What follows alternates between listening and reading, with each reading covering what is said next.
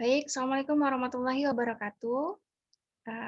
Baik mahasiswa dimanapun berada, kali ini saya akan memberikan materi perkuliahan ya melalui video pembelajaran ya tentang emosi, stres dan adaptasi.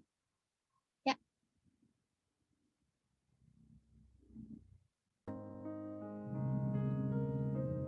oke. Ini saya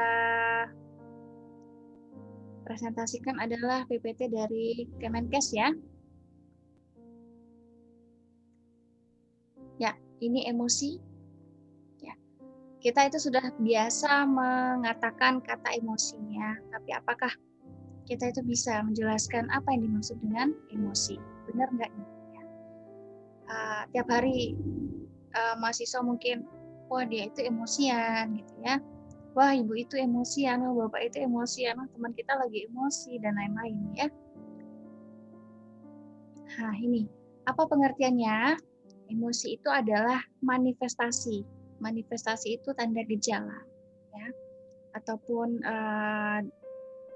efek ya dari perasaan yang disertai dengan gejala fisiologi karena ada peristiwa yang menimpanya. Jadi yang namanya emosi itu adalah respon dari perasaan kita nih ya. Dampaknya itu keluar nanti. Oke. Nah, ini apabila individu mengalami emosi dalam diri individu itu akan terjadi perubahan dalam kejasmaniannya ya. Reaksinya juga nanti ada kita lihat ya. Oke. Kemudian, nah, perubahan sebagian fungsi fisiologi. Apa perubahannya? Pasti kita itu pernah ya, marah, kaget, diikuti dengan fisiologi kita itu seperti denyut jantung yang lebih cepat, tekanan darah yang meningkat, ya, ataupun menurun, ya, ataupun frekuensi nafas kita yang bertambah cepat, ataupun jadi lambat. Nah, ini adalah perubahan dari fungsi fisiologi namanya ya. Denyut jantung, tekanan darah, nafas. Nah, itu. Oke, kemudian sebentar ya.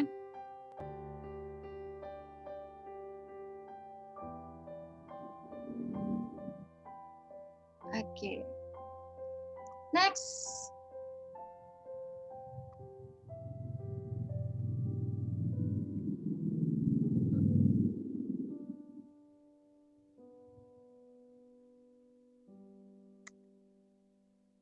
Oke, mohon maaf ya.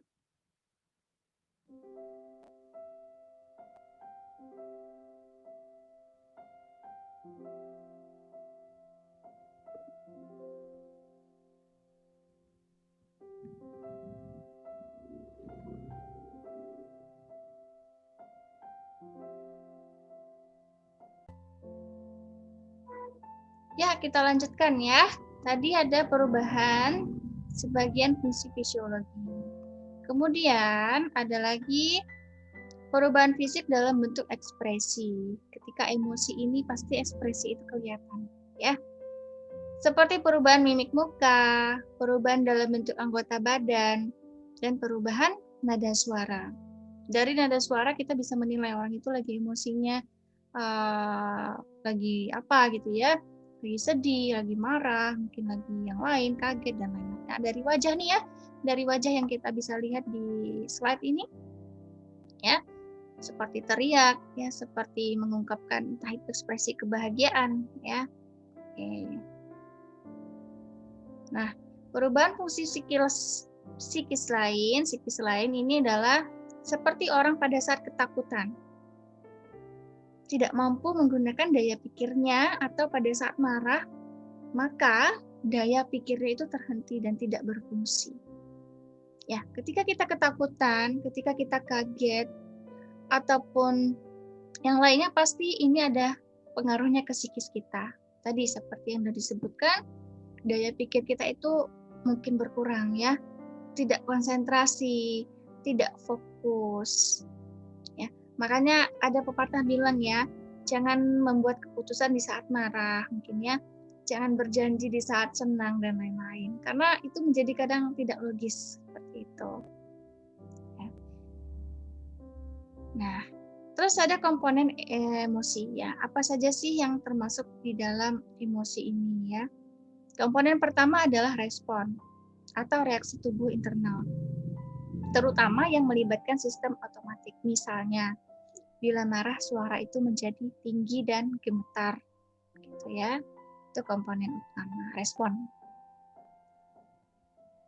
Oke, kemudian yang kedua adalah penilaian kognitif atau keyakinan bahwa telah terjadi keadaan positif atau negatif. Misalnya, kegembiraan saat diterima di salah satu perguruan tinggi ya, atau mendapatkan hadiah dari orang yang kita sayangi ya, ataupun dapat nilai yang bagus misalnya ya, dapat nilai ujian yang bagus. Nah, itu kita ada penilaian kognitifnya nih, pasti berpikir nih ya. Nah, ada sesuatu yang wah saya bisa gitu ya. Wah, kok bisa dapat ya gitu ya. Wah, nggak nyangka gitu misalnya. Jadi kognitifnya itu pasti berpikir ya, pasti maksudnya itu kognitif kita itu menilai apa yang sudah terjadi nih, kenapa, kok bisa, gitu ya. Komponen ketiga adalah ekspresi wajah.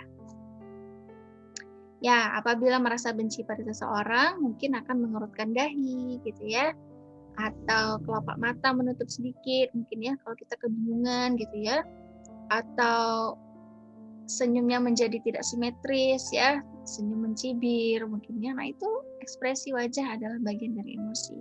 Nah, yang kita lihat di medsos mungkin ya, ekspresi orang sangat banyak kita lihat.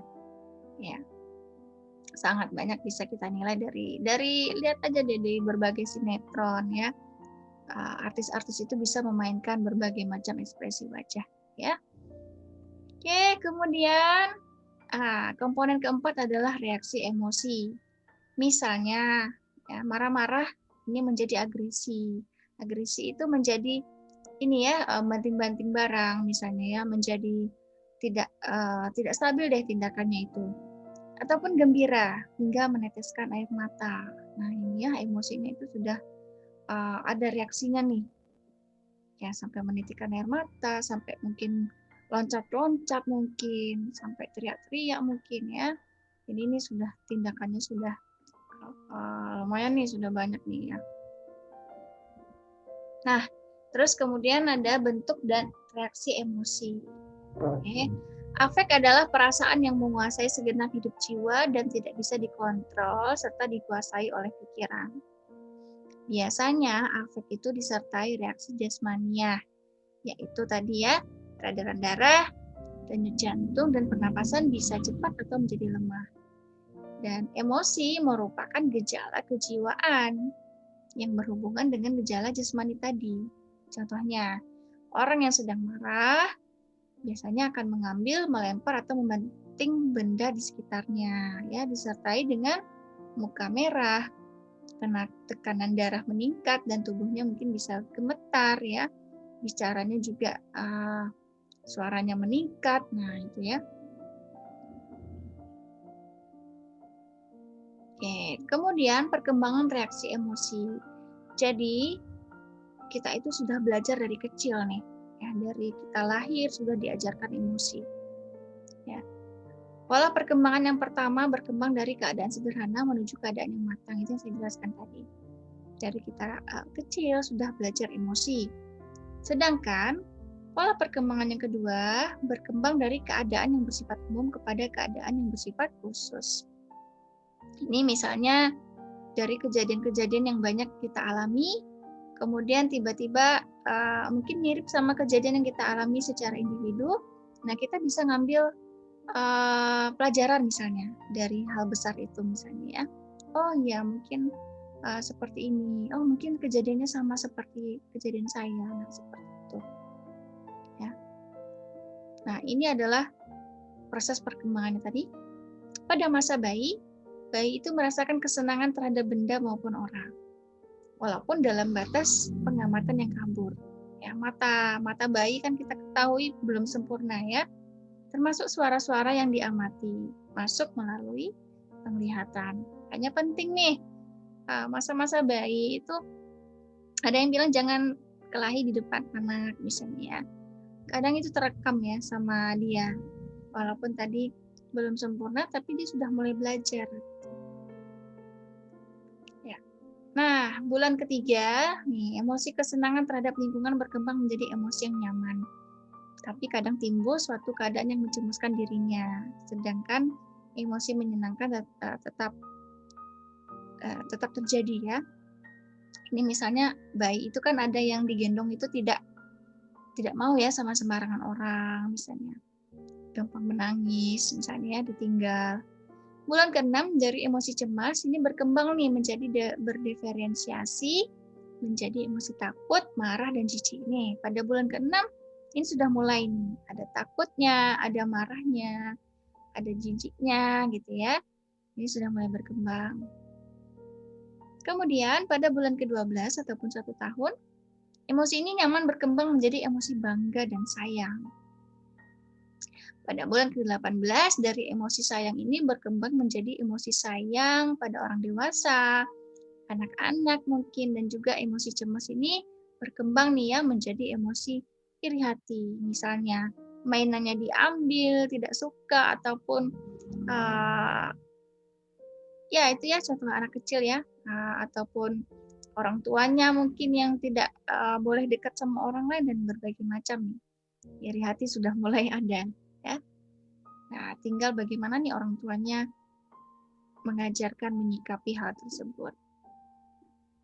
Kemudian pada umur 2 tahun, dari emosi nyaman berdiferensiasi lagi menjadi emosi riang. Dengan demikian anak usia 2 tahun ini sudah lebih lengkap emosinya. Bisa takut, jijik, marah, ya, iri hati, cemas, senang, nyaman, riang, bangga. Sayang pada orang dewasa dan anak-anak. Makanya kalau kita ngobrol sama anak, cocok, nyambung sama dia, ya dia bakal deket sama kita. Ya, kalian yang punya adik, ponakan mungkin juga pasti pernah merasakan hal seperti itu. Ya. Nah, oke, itu yang sedikit konsep emosi. Ya, nanti kita akan bahas lagi lebih lanjut di grup diskusi ya. Sekarang kita masuk dulu juga gambaran sedikit dari konsep stres. Ya, kita sudah terbiasa juga nih bilang stres, tapi benar nggak nih ya stres yang kita ucapkan ya, lagi stres gitu ya, banyak pelajaran, banyak tugas, stres ya, apa-apa stres gitu ya, gampang banget bilang stres. Oke. Nah, stres itu dari berbagai pengertian, menurut Hans Selye, stres itu adalah respon manusia yang bersifat non-spesifik terhadap setiap tuntutan kebutuhan yang ada dalam dirinya. Jadi sebuah respon juga. Ya. Kalau Dadang Hawari menyebutkan stres ini reaksi atau respon tubuh terhadap stresor psikososial, tekanan mental, atau beban kehidupan. Menurut juga Soeharto Herian ya, menyebutkan stres ini adalah suatu kekuatan yang mendesak atau mencekam, yang menimbulkan suatu ketegangan dalam diri seseorang. Ya, jadi ada respon juga nih ya, biasanya mengancam kita, ya, pada ketegangan, sesuatu yang belum kita penuhi, sesuatu yang mengejar-ngejar kita, misalnya deadline tugas, ya seperti itu ya. Ini ada responnya. Apa responnya nanti kita lihat ya. Nah, ini faktornya dulu nih, yang menyebabkan stres itu apa? Stres pada seseorang diawali dengan adanya stimuli. Stimuli ini pencetusnya, ya. Stimulusnya apa? Yang mencetuskan perubahan, ya. Nah, stimulus ini kita sebut stresor. Penyebabnya ini kita sebut dengan stresor. Stresor menunjukkan suatu kebutuhan yang tidak terpenuhi tadi ya.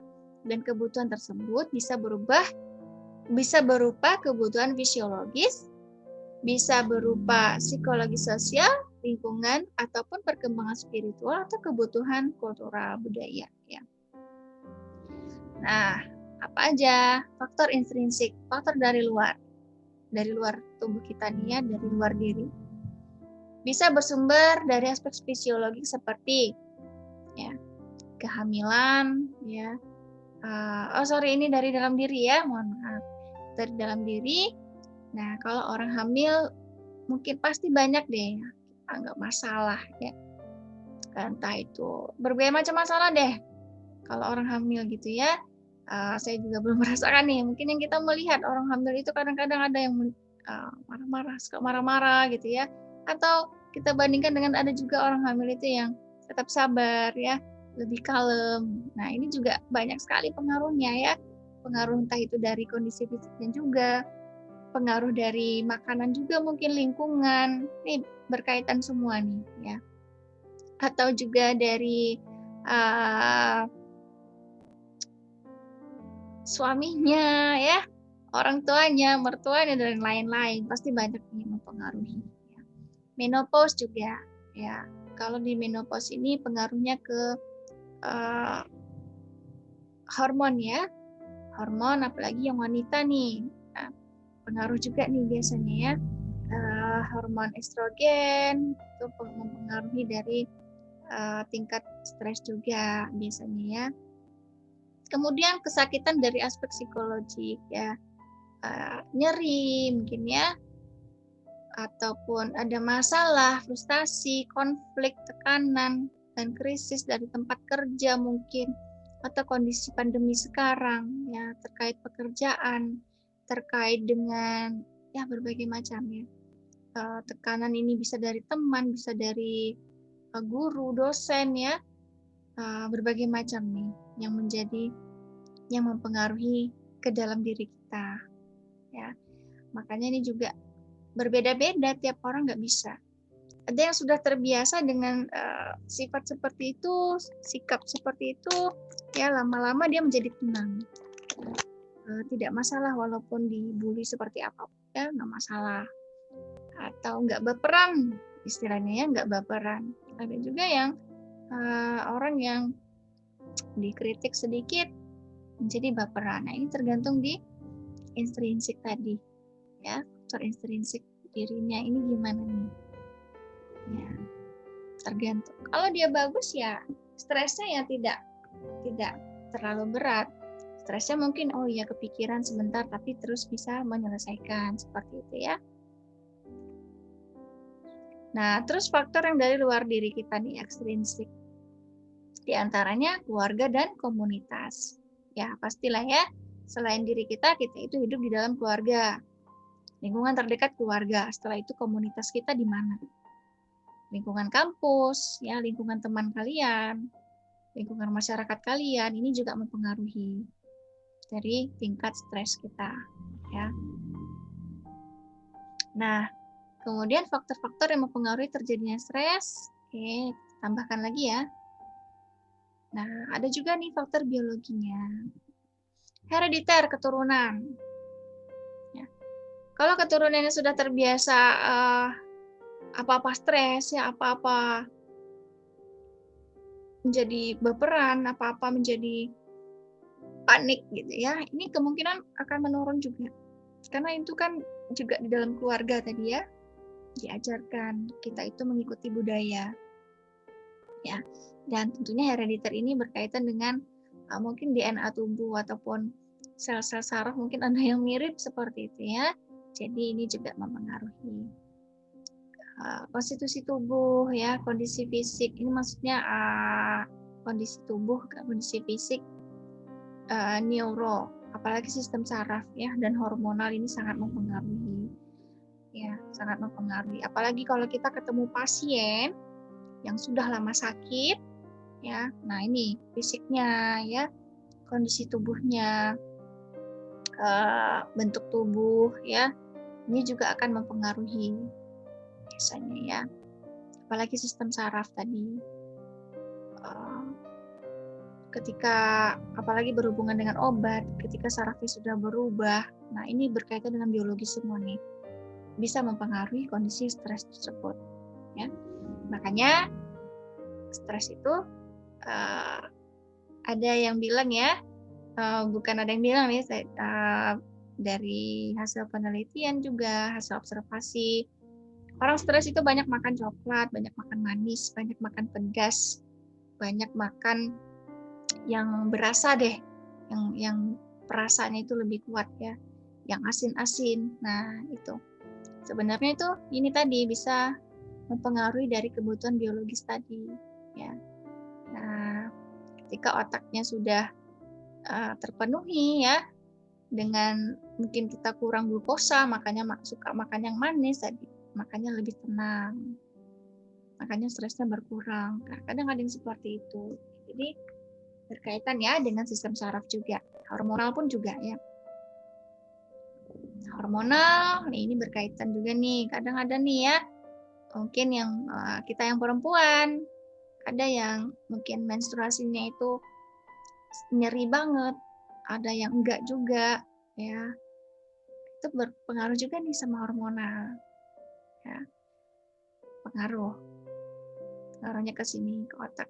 Di sistem saraf otak inilah yang mempengaruhi tingkat nyeri, ya. Ini juga mempengaruhi tadi ke tingkat stres kita, cara berpikir kita, cara bersikap kita. Oke? Banyak ya yang mempengaruhi ya. Sosiokultural. Perkembangan kepribadiannya gimana? Dia diasuh bagaimana? Ya. Di dalam keluarga, di lingkungan pertemanan, gimana? Makanya penting kita itu ada yang bilang pilih teman. Ya. Pilihlah teman yang saling membangun, saling memotivasi. Kita juga akan seperti itu. Tapi ketika milih temannya yang salah, ya, kondisi lingkungannya itu yang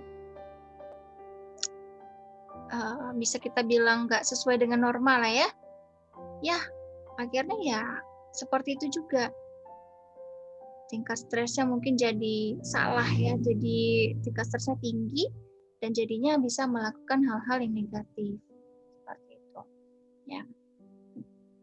Kadang orang yang stres tinggi itu dia akan mengalihkan ke kegiatan lain. Makanya tadi ya nanti kita akan sebutkan itu coping namanya ya. Coping itu diperlukan. Coping itu diperlukan untuk mengatasi berbagai masalah yang ada. Gimana coping kita? Coping kita positif apa negatif nih? Ya. Apa yang kita lakukan ketika kita menghadapi masalah? Oke ya. Nah, jadi ini penting sekali perkembangan kepribadian. Ya, sangat penting. Pelajari pribadi kita seperti apa. Ada yang misalnya dulunya ceria, terus pernah kena bully, akhirnya menjadi tertutup. Nah, nih perkembangan kepribadiannya nih yang bermasalah. Ya, jadi kepikiran, jadi stres terus misalnya ya. Kemudian, nih sumber stres. Ya, ada lagi nih sumber stres ya. Sumbernya itu frustasi, timbul akibat kegagalan dalam mencapai tujuan karena adanya rintangan. Frustasi ini dapat bersifat intrinsik, cacat badan dan kegagalan usaha, atau ekstrinsik dari kecelakaan, bencana alam, kehilangan orang yang dicintai, dan pengangguran dan lain-lain. Terus konflik timbul karena tidak bisa memilih antara dua atau lebih keinginan, kebutuhan, atau tujuan pada waktu bersamaan. Ya, timbullah suatu konflik.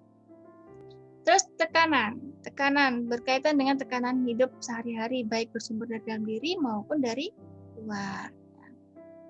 Dan juga krisis, suatu kejadian mendadak yang menimbulkan stres pada diri individu. Seperti yang sekarang terjadi nih, ya. Mungkin awal-awal ya, kondisi pandemi yang kejadiannya mendadak membuat kita berubah ya. Nih, sekarang aja kita belajar daring gitu ya. Mungkin awal-awal kita tidak bisa terima. Nah, gimana daring gitu ya?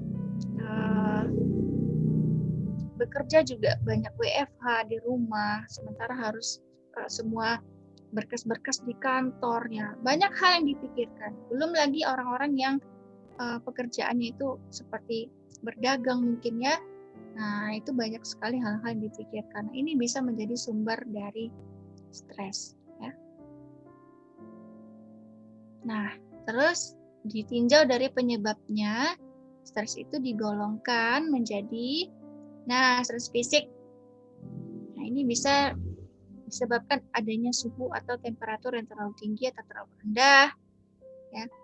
Atau adanya suara yang berisik nih, sinar yang terlalu terang, atau tersengat arus listrik. Nah, itu sifat fisik ya. Fisik nih ya. Terus kimiawi. Kalau kimiawi ini karena pengaruh di dalam tubuh kita ya.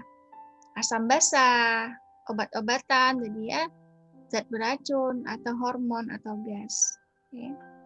Kemudian stres mikrobiologik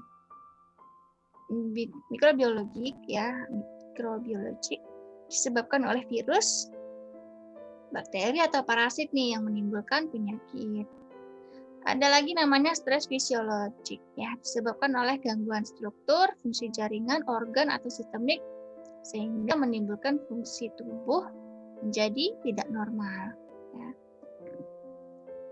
Nah, ini dari fungsi tubuh nih kalau fisiologik ya, beda dengan fisik tadi ya. Kemudian stres proses pertumbuhan dan perkembangan disebabkan oleh gangguan pertumbuhan dan perkembangan pada masa bayi hingga tua. Ya. Ini ketika ada masalah pertumbuhan perkembangan ya, baik itu dari gangguan pikirannya ya ataupun cara berpikirnya ya, banyak hal ya, ataupun salah tadi ya pengasuhannya yang kurang tepat sehingga perkembangannya itu menjadi entah dia terlalu manja ya, entah yang ya berbagai macam nih. Proses pertumbuhan perkembangan setiap orang itu berbeda juga. Makanya ada yang bilang usia dewasa belum tentu umurnya tinggi ya, umurnya matang belum tentu dia dewasa. Bisa jadi dia masih bersikap seperti childish ya, anak-anak gitu ya. Stres psikis atau emosional disebabkan oleh gangguan hubungan interpersonal, sosial, budaya atau keagamaan. Ya, ini psikis nih, jadi pikiran nih kalau dia punya masalah sama temennya, ya punya masalah sama dosennya mungkin ya, atau temannya atau orang-orang terdekatnya. Ini bisa menjadi stres psikis. Ya, emosional. Sosial juga, budaya atau keagamaan ya. Ya, kaitan-kaitan dengan yang berbagai macam ini bisa menyebabkan berbagai macam stres ya. Oke, kemudian tingkatan stres. Stres itu yang terjadi pada seseorang dapat terjadi dengan tingkatan seperti ini ya. Nah, tahap pertama itu paling ringan. Ya. Stres ini disertai dengan perasaan nafsu bekerja yang besar dan berlebihan. Makanya dikatakan bahwa stres itu juga penting. Untuk apa? Nih, untuk memacu motivasi kita tentunya. Mampu menyelesaikan pekerjaan tanpa memperhitungkan tenaga yang dimiliki dan penglihatan menjadi tajam. Ya, mungkin kadang-kadang karena deadline sudah terlalu dekat ya, akhirnya menjadi semangat nih. Ya, tidur itu menjadi berkurang, tapi bekerjanya itu menjadi lebih rajin ya. Bahkan saking fokusnya nih penglihatannya menjadi tajam gitu ya. Tapi stres gitu ya, tapi kepikiran gitu. Suatu tekanan tadi ya, stres itu kan tekanan, ketegangan yang terjadi di dalam diri. Artinya harus saya selesaikan nih gitu, harus cepat. Ya. Nah, tahap kedua, stres ini disertai dengan keluhan, seperti bangun pagi badan tidak terasa segar, sudah mulai merasa letih, ya, lekas capek, ya, lambung atau perut tidak nyaman, ini ya, tiba-tiba suka mahnya kambuh, nah itu kan penyebabnya apa? Stres nih kayaknya gitu ya, nah itu pengaruh nih. Jantung berdebar, otot tengkuk itu menjadi tegang, ya, nah pasti kita pernah merasakan hal ini ya. Nah, ini disebabkan karena cadangan tenaga yang tidak memadai. Tahap ketiga, tahapan stres dengan keluhan seperti defekasi nih yang tidak teratur. Ya. sudah mulai nih BAB-nya bermasalah ya, otot semakin tegang, menjadi emosional, ya siapapun orangnya dibentak gitu ya, ataupun insomnia nih, jadi nggak bisa tidur karena kepikiran terus, ya sulit untuk tidur kembali, ya sering terbangun, atau bangunnya terlalu pagi, ya, dan lemah ya nih, mudah jatuh pingsan, mau jatuh pingsan, koordinasi tubuh terganggu, nggak seimbang ya. Oke, kemudian tahap keempat, stres ini dengan keluhan sudah lebih loyo nih ya. Sudah mulai tidak bisa menyelesaikan pekerjaan. Nah, sudah mulai isolasi sosial nih, sering menolak ajakan. Pengennya sendiri aja ya. Konsentrasi dan daya ingat menurun. Serta dapat menimbulkan ketakutan dan kecemasan. Nah, ada yang seperti ini? Oke, ya diselesaikan ya. Tahap kelima, tahapan stres yang disertai dengan kelelahan secara fisik dan mental. Ini sudah mulai tidak mampu mengerjakan pekerjaannya, baik sederhana maupun ringan, dia nggak bisa. Pencernaannya, gangguannya sudah berat, sampai diare mungkin ya. Rasa takut dan cemasnya juga meningkat, bingung, panik. Nah, nih, tahap ke-6 ini sudah mulai jantungnya berdebar keras, sesak nafas. Ya, sudah perlu bantuan medis nih kalau yang tahap ke-6 ini. Badan gemetar, dingin, dan keluar banyak keringat ya. Biasanya ini sudah harus butuh bantuan oksigen. Ya. Nah, kemudian reaksi tubuh terhadap stres, kecemasan ya. Ini tadi ya yang kita bilang, kita sebutkan tadi, jantung, ya keringat dingin, mulut kering, tekanan darah tinggi, dan susah tidur. Oke. Ada juga menjadi marah, jadi agresi, ya, jengkel. Kemudian juga agresi ini bisa membanting barang, bisa memukul meja mungkin, ya. Atau hal-hal lainnya yang sudah bersifat tindakan ya. Kemudian depresi.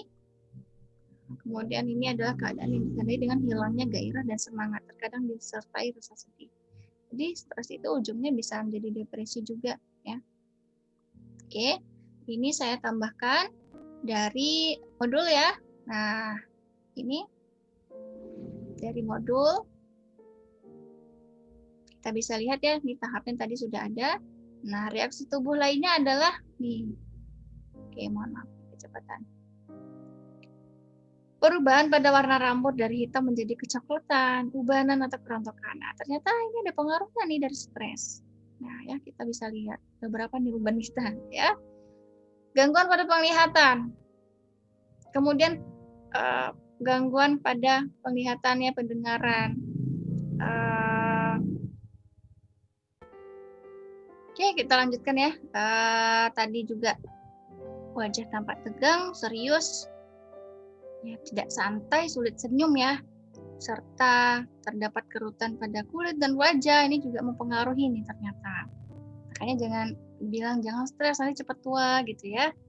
Terus juga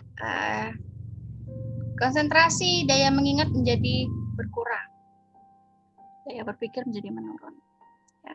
Makanya kelolalah stres kita. Kita nggak bisa keluar dari yang namanya stres. Stres ini pasti ada. Ya, setiap kita tergantung kita menyelesaikannya seperti bagaimana, seperti apa. Setiap orang itu berbeda-beda. Ya. Oke, kemudian yang tadi yang ditampilkan di slide itu dampak ya. Dampak terhadap psikologisnya itu bisa menjadi kecemasan. Ya, jadi stres itu beda sama kecemasan. Ya. Semakin stresnya tinggi itu akan muncul nih kecemasan. Makanya tadi ada tanda-tanda yang semakin berdebar, keluar keringat dingin, mulut kering. Nah, orang kecemasan itu juga tadi ya, stresnya itu sudah cukup tinggi nih kalau muncul tanda gejala seperti ini. Terus marah, agresi, dan depresi itu semua dampak psikologis dari stres juga ya. Oke, kita balik lagi ya.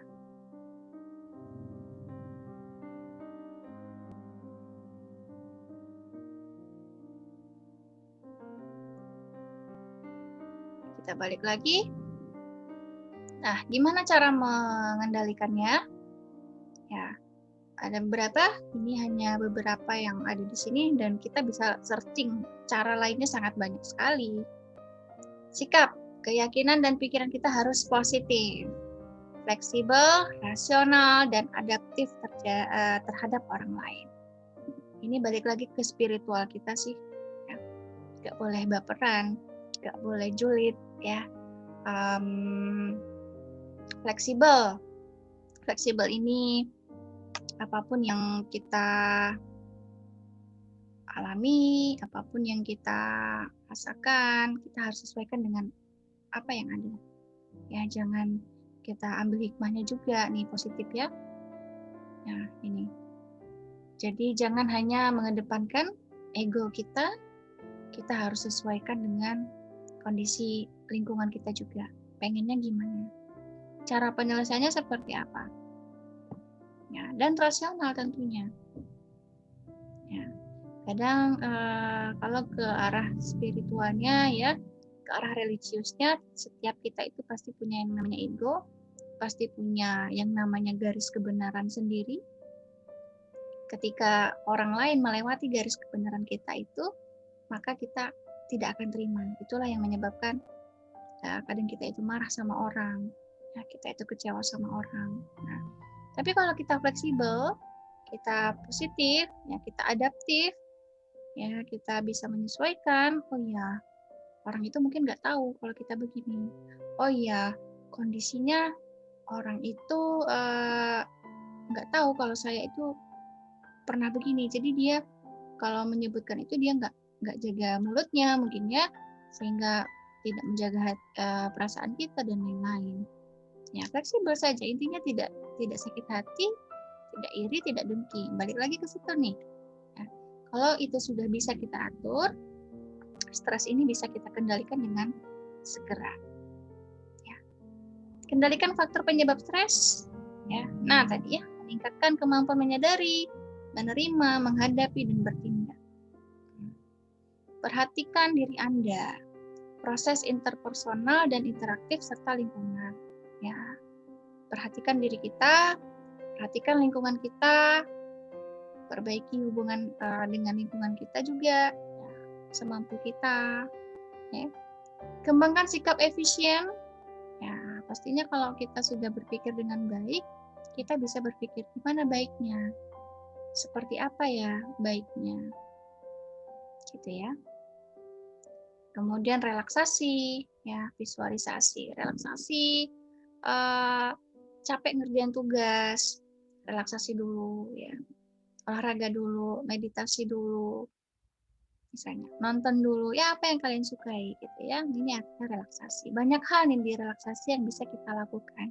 Setiap orang juga berbeda nih cara mengendalikannya. Ya. Visualisasi juga ya, lihatlah banyak hal ya. Lihat banyak hal, ini bisa hubungannya dengan apa yang kita butuhkan, bisa dengan balik lagi tadi melihat secara nih hal positifnya apa, gitu ya.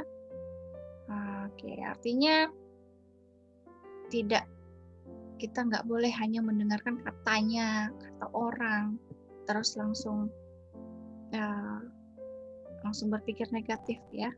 Nah, itu nggak boleh. Lihat dulu apa yang ada, apa kenyataannya, seperti itu. Dan baru kita nilai nih. Oke, terus kita masuk proses adaptasi. Ya. Adaptasi itu apa? Pertahanan yang didapat sejak lahir atau diperoleh karena belajar dari pengalaman untuk mengatasi stres.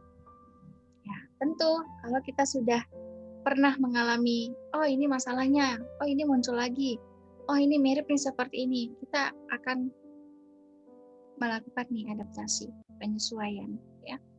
Udah biasa digituin misalnya ya, kayaknya kan ada orang yang, oh udah biasa kok itu digituin, udah biasa dibentak misalnya ya, udah biasa diacuhin misalnya, udah biasa dicuekin, ya, tapi dia nggak ada masalah.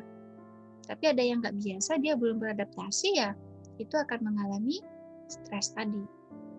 Tapi Tapi ketika sudah bisa, nah dia sudah bisa melakukan adaptasi. Cara mengatasi stres dapat berupa membatasi tempat terjadinya, mengurangi atau menetralisir pengaruh dari stres tadi.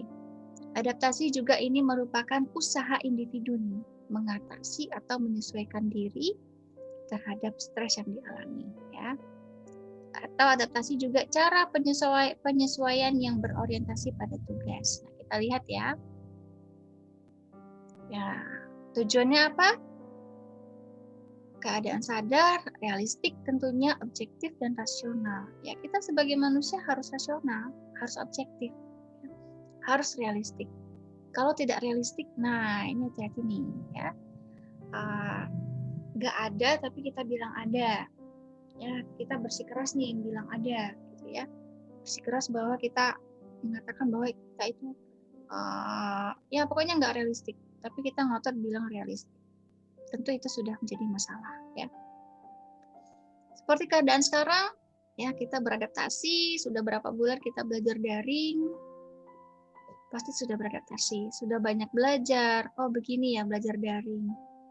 Ya, sudah banyak teknologi yang kita pelajari, sudah banyak hal yang kita pelajari juga bagaimana komunikasi dengan dosen, ya, dengan teman, dengan kakak kelas. Misalnya ya, nah ini semua adaptasi. Macam-macam adaptasi, ada fisiologis. Nah, ini respon tubuh terhadap stresor untuk mempertahankan fungsi kehidupannya. Mekanisme fisiologis ini berfungsi melalui umpan balik negatif, yaitu suatu proses di mana mekanisme kontrol merasakan suatu keadaan abnormal seperti penurunan suhu tubuh, ya, dan membuat suatu respon adaptif seperti mulai menggigil, ya, untuk membangkitkan panas tubuh. Ya, ini adaptasi fisiologis. Ketika tubuh kita merasakan kedinginan, ya, pasti tangan kita itu entah itu keriput, ya kan, kedinginan, gemetar, itu semua adalah adaptasi. Respon tubuh kita menyesuaikan dengan kondisi yang ada. Mekanisme utama yang digunakan tubuh dalam menghadapi stresor ini dikontrol oleh otak tentunya juga, ya, medula oblongata, ya, formasi retikuler dan juga hipofisis. Semuanya ini mempengaruhi, ya, semua ini dikontrol oleh bagian tubuh ini, ya, adaptasi fisiologis. Kalau adaptasi psikologis, nah ini perilaku adaptasi psikologi ini membantu kemampuan seseorang untuk menghadapi stresor.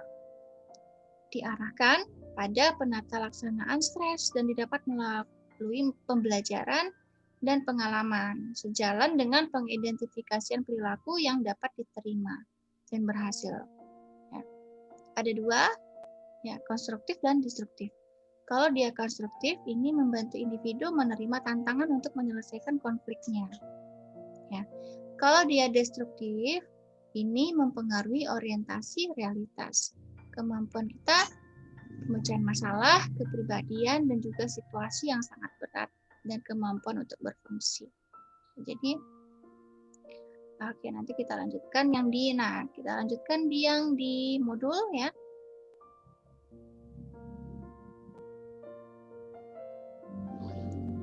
Oke, yang di modul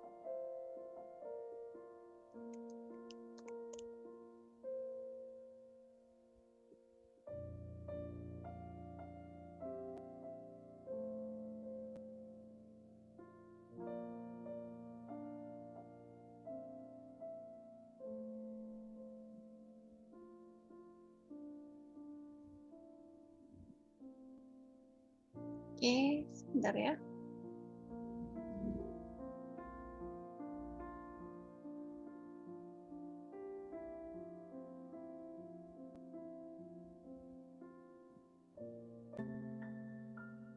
Oke, nah ini ya. Ini adaptasi fisiologis, ini jenisnya. Nah, bisa kalian lihat nanti di halaman 45 ya. Nah, ada dua ya. Ada LAS, ada GAS. Ya, LAS itu apa? Local Adaptation Syndrome. respon tubuh dengan menghasilkan banyak respon setempat terhadap stres. Responnya ini berjangka pendek. Apa karakteristiknya? Respon yang terjadi hanya setempat dan tidak melibatkan semua sistem. Respon ini bersifat adaptif, diperlukan stresor untuk menstimulasinya. Respon ini bersifat jangka pendek atau tidak terus-menerus. Ya. Respon bersifat restoratif atau penyesuaian. Ya. Contohnya LAS ini yang bisa kita ambil contohnya adalah misalnya kalian merasakan nyeri, ya, ataupun misalnya kalian luka, terus kalian itu mengalami peradangan, inflamasi, ya, pasti ada nyeri, ya. Nah, ini ya.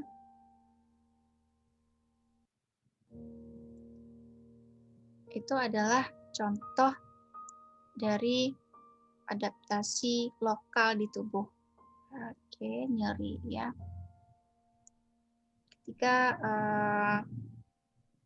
misalnya kesenggol, ya, kesenggol pintu mungkin. Nah, terus adaptasi LAS-nya itu ya pasti tubuh itu merasakan nyeri, ya. Nah, atau juga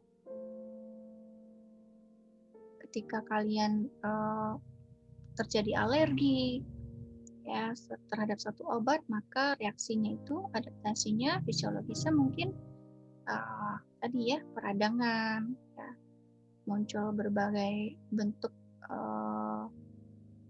itu di kulit, ya, misalnya peradangan tadi, inflamasi.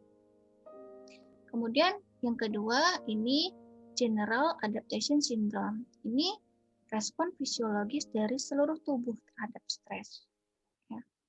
Respon yang terlibat di dalamnya adalah sistem saraf otonom dan sistem endokrin.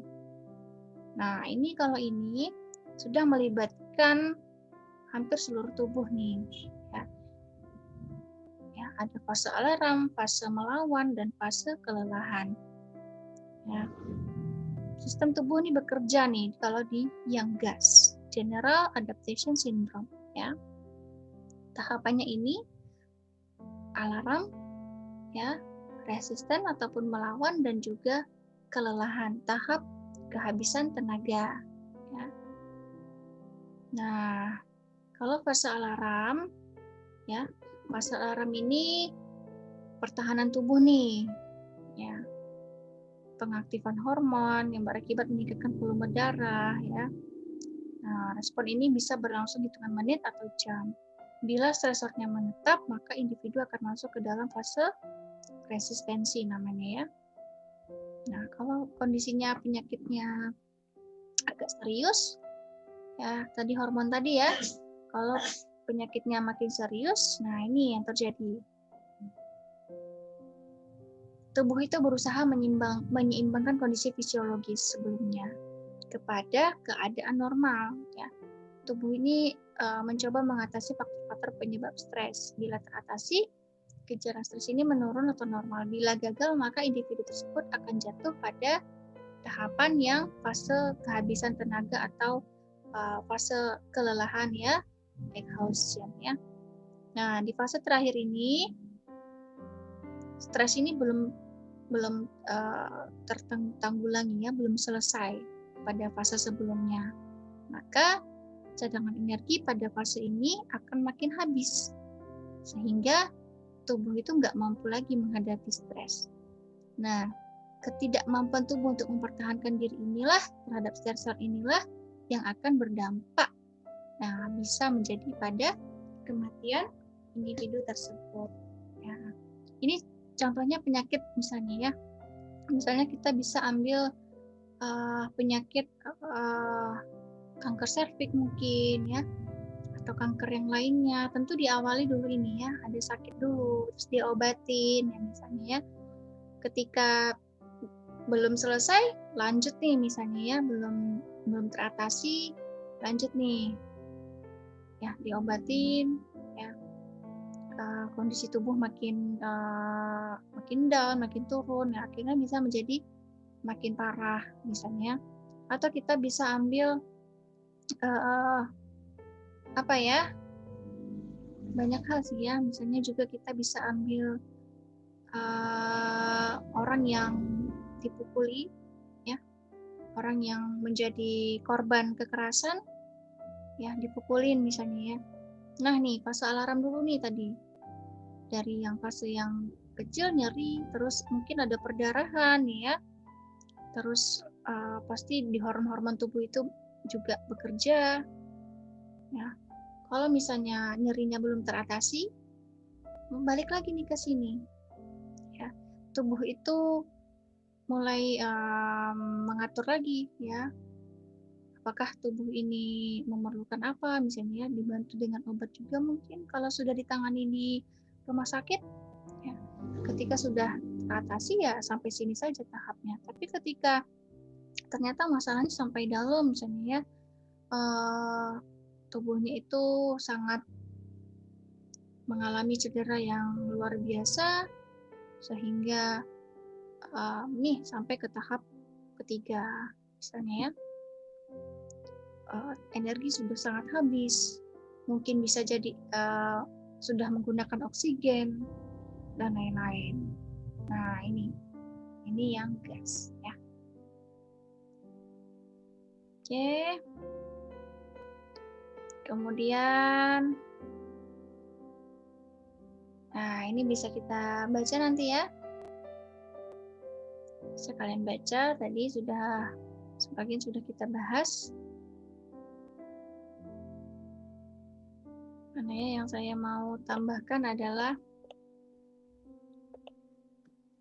ini sangat banyak ya proses adaptasi itu. Jadi tiap orang tadi yang sudah kita tambahkan. Nah nih, mekanisme pertahanan ego ya.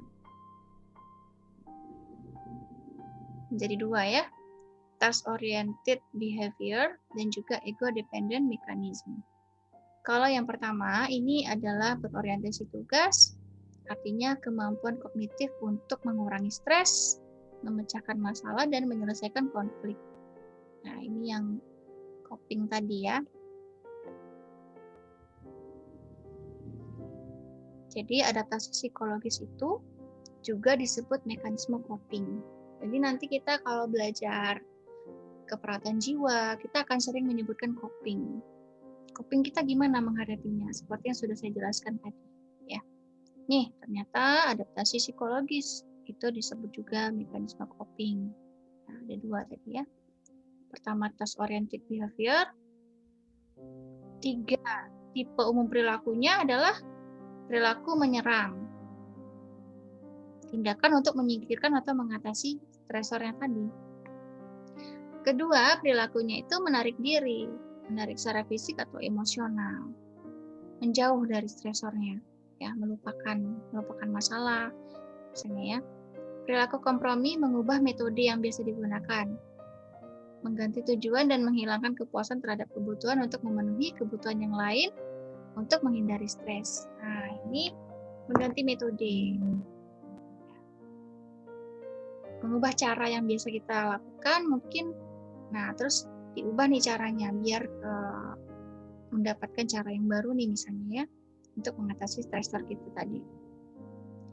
Terus coping yang kedua, mekanisme coping yang kedua nih ya, ego dependent mechanism ya. Perilaku tidak sadar yang memberikan perlindungan psikologis terhadap peristiwa yang menegangkan. Ya, contohnya apa? Represi. Represi ini menekan keinginan, impuls, dan dorongan atau pikiran yang tidak menyenangkan ke alam tidak sadar dengan cara tidak sadar. Represi. Oke.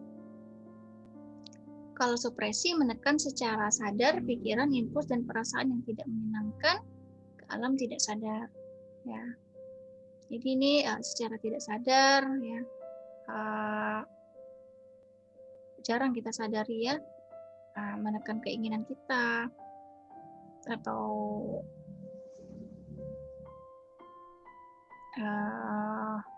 meningkatkan kognitif kita tadi ya.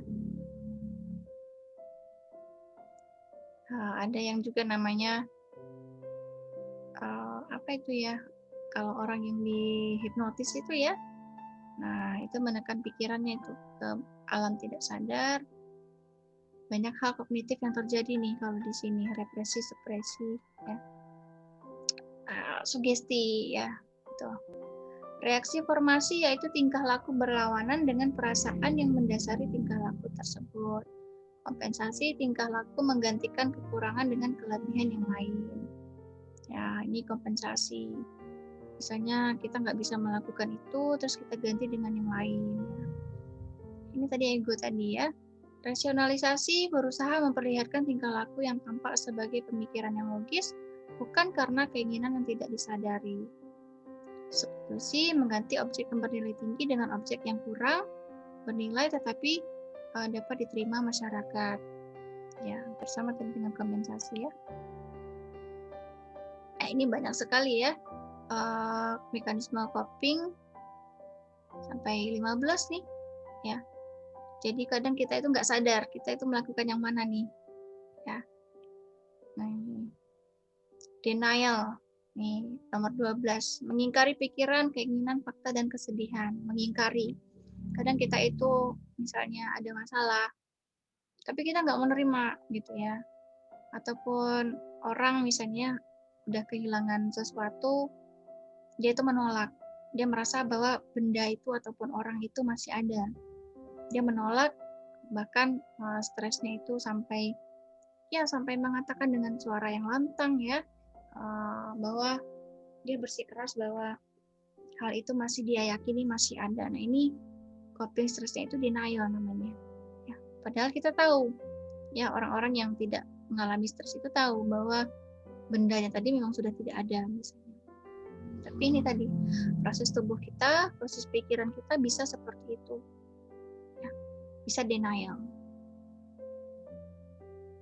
Ya, jadi ini kadang-kadang tidak kita sadari ya, tapi kita lakukan.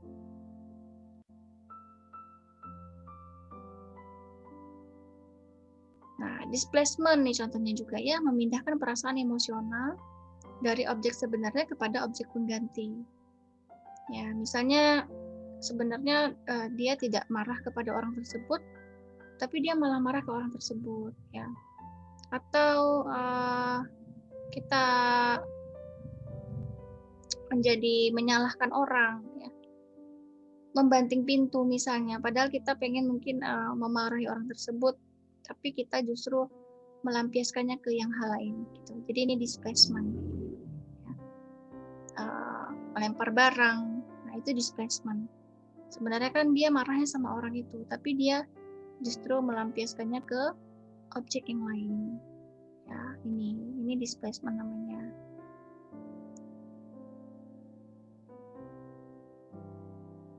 Oke.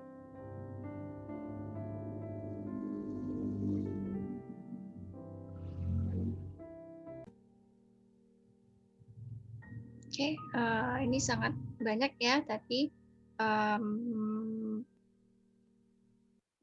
mekanisme coping ya. Nih ada tadi represi, supresi. Ingat represi dan supresi ini yang pertama ini secara tidak sadar, yang kedua secara sadar ya. Represi menekan pikiran ya, pikiran yang tidak menyenangkan ke alam tidak sadar ya. Jadi represi ini menggantikan pikiran itu menjadi menghilangkan deh pikiran negatif misalnya ya, melupakan hal negatif itu menjadi ya menekan gitu ya, jadinya nanti udah lupa gitu sama hal negatif itu, jadinya nggak sadar lagi bahwa telah terjadi represi di dalam pemikiran kita.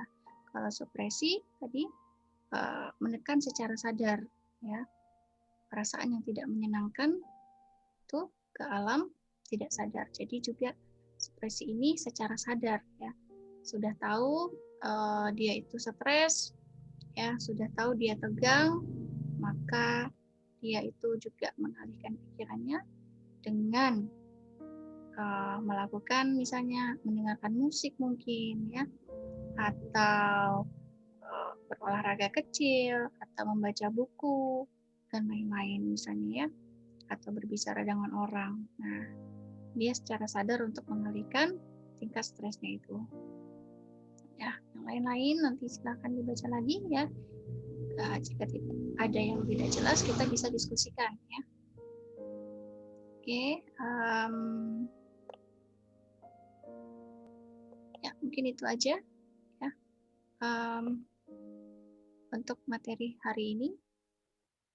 Untuk materi kali ini selanjutnya kita akan lanjut diskusikan di Google Classroom ya. Nanti saya akan berikan kodenya melalui Cipen. Baik, terima kasih. Assalamualaikum warahmatullahi wabarakatuh.